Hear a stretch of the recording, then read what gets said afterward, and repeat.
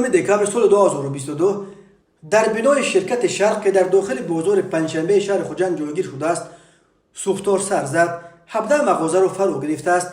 در پی سوختار 75 متر مربع این بازار به کام آتش رفته است. در این باره قهرمان قادرزاده سردار شعبه نظارت دولتی به خطری از حادثه سوختار ریاست خدمات دولتی آتش نشانی ولایت سوخت باز پلوس اطلاع داد. او گفت سوختار ساعت 3 صبح سر زده تا ساعت 5 خاموش کرده شده است و سبب و عامل رخ دادن حادثه و خسارات آن معاین کرده می شود. گفت قهرمان قادرزاده. همچنین او تاکید نمود که در پی سوختار تلفات جانی به قید گرفته نشده است. بازار پنجشنبه یکی از بزرگترین و قدیمترین بازارها در شمال کشور به حساب می رود که قبلا نیز به کام آتش رفته بود.